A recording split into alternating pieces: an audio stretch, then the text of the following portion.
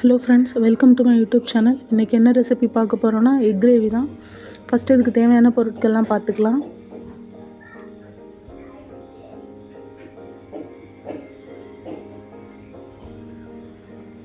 First ஒரு கடாயில் கொஞ்சமாக எண்ணெய் விட்டுக்கலாம். எண்ணெய் கொஞ்சம் சூடாகட்டும். அப்போ அதில் ஹோல் ஸ்பைசஸ் அண்ட் கொஞ்சம் சோம்பு சேர்த்துக்கலாம். சோம்பு நல்லா பொரியட்டும்.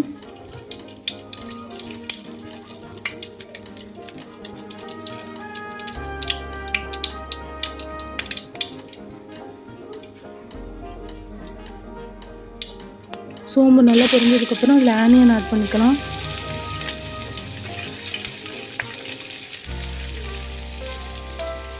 ஆனியன் ரொம்ப சிவக்க வேண்டியதில்லை, லைட்டாக கண்ணாடி பதம் வந்தால் போதும். இப்போ அதில் கொஞ்சம் கறி லீவ்ஸ் ஆட் பண்ணிக்கலாம்.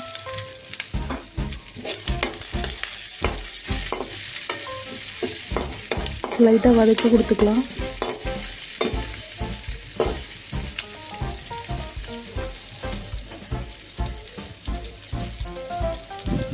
வெங்காயம் எந்த அளவுக்கு நல்லா வதங்குதோ அந்த அளவுக்கு கிரேவி நல்லாயிருக்கும். ஆனால் வெங்காயம் கரிஞ்சிடக்கூடாது எப்போவும். வெங்காயம் நல்லா அந்த பாருங்கள் வதங்கிருச்சு. இதுக்கப்புறம் கொஞ்சம் இதில் தக்காளி ஆட் பண்ணிக்கலாம். நான் இன்றைக்கி 2 தக்காளி எடுத்திருக்கேன். உங்களுக்கு இன்னும் கொஞ்சம் புளிப்பு பிடிக்கும்னா நீங்கள் இன்னும் ஒரு தக்காளி கூட ஆட் பண்ணிக்கலாம். இப்போ இஞ்சி பூண்டு பேஸ்ட்டே சேர்த்துக்கலாம். ரொம்ப ஃபைனாக அரைக்கணும்னு இல்லை, கொஞ்சம் குறைப்பாகவே அரைச்சிக்கலாம். எப்போவுமே நம்ம பேஸ்ட்டாக அரைச்சி போடுறத விட லைட்டாக தட்டி சேர்த்துக்கிட்டோன்னா நல்லாயிருக்கும். கொஞ்சம் நேரம் வதங்கட்டும். ஓரளவுக்கு வதங்கி எண்ணெய் பிரிஞ்சு வருது. இப்போ இதில் தேவையான ஸ்பைசஸ் எல்லாம் ஆட் பண்ணிக்கலாம். நான் இன்றைக்கி சில்லி பவுடர், டர்மரிக் பவுடர், கொஞ்சம் garam masala and salt add பண்ணியிருக்கேன். சால்ட் உங்கள் காரத்துக்கு உப்புக்கு தகுந்த மாதிரி சேர்த்துக்கோங்க. இப்போ லைட்டாக இதில் தண்ணி ஆட் பண்ணிக்கலாம். நல்லா மசிச்சு விட்டுக்கிறேன். இதை அரைச்சிட்டும் சேர்க்கலாம், பட் எனக்கு அந்தளவுக்கு அது வேணாம்னு சொல்லிட்டு நான் முழுக்காவே சேர்த்துருக்கேன்.